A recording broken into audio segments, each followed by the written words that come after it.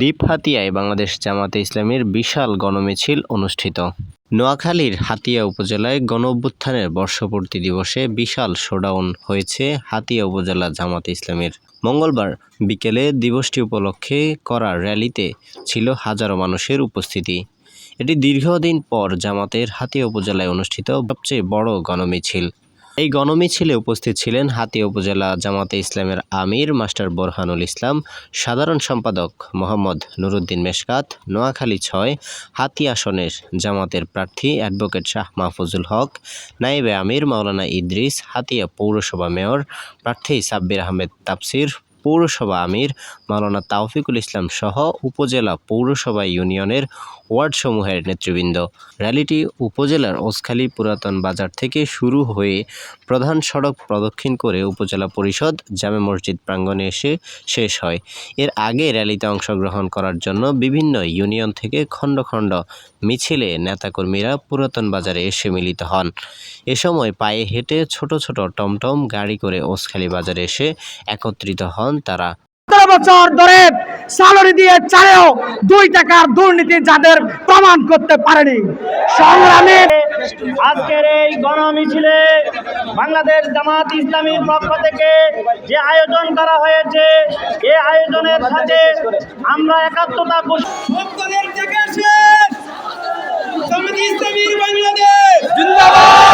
কমরদিবাসীর পক্ষ থেকে আপনাদেরকে সালাম এবং দোয়া চেয়ে আমি আমার আলোচনা শেষ করছি। বুড়িরচর ইউনিয়ন শাখার পক্ষ থেকে এবং সকলের আন্তরিকতা এবং সফলতা সুস্থতা কামনা করে সকলকে ধন্যবাদ জানিয়ে আমি আমার কথা শেষ করছি। ইসলামী হাতিয়ার ইতিহাসের প্রথম মিছিল এবং সমাবেশ করছে। এতে কি আপনাদের কারো মন খারাপ? কোরআনে এসেছে জাহাকাল হাক্কু ওয়া জাহাকাল বাতিল ইন্নাল বাতিলা কানা জাহুকা। সত্য সমাগত, মিথ্যা বিতাড়িত, মিথ্যার ধ্বংস অবিসম্ভাবী, সত্যের বিজয় অবিসম্ভাবী। ঠিক কিনা কথা বলেন? আজ এখন থেকে আমরা আপনাদেরকে প্রতিজ্ঞাবদ্ধ হতে চাই লক্ষ লক্ষ মানুষ নিয়ে মিছিল করে আমরা ইসলামের বিজয় পতাকা হাতিয়ার মাটিতে উড্ডীন করতে চাই। কারা কারা রাজি আছে হাতটা? যারাই জামাত ইসলামীকে নিয়ে ছিনিমিনি খেলেছে তাদেরই নিশ্চিহ্ন হতে বাধ্য হয়েছে।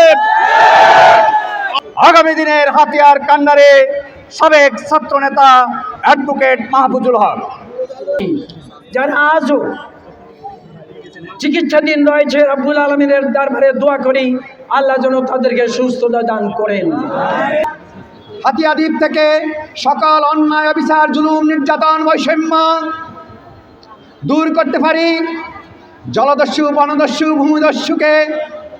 ভূমিদস্যু মুক্ত হাতিয়া গঠন করতে পারি। সকলকে সহযোগিতার জন্য বাংলাদেশ জামাত ইসলামীর নেতৃত্বে হাতিয়াতে একটি আধুনিক হাতিয়া গড়ার জন্য আল্লাহর আইন এবং সৎলোকের শাসনের উদ্দেশ্যে জামাত নেতৃত্বকে এ দেশবাসীর খেদমতের সুযোগ দেওয়ার জন্য আহ্বান জানিয়ে আমি আমার কথা শেষ করছি। সেটাকে সামলে উৎপাদন করা হবে ইনশাআল্লাহ। আমরা ঝুলে আসি নাই, আমরা হঠাৎ করে গজে আসি নাই। ওই হাতিয়া থেকে শুরু করে নোয়াখালী, ঢাকা বিশ্ববিদ্যালয়, সারা বাংলাদেশে আমরা ইসলামী ছাত্র শিবিরকে নেতৃত্ব দিয়েছি।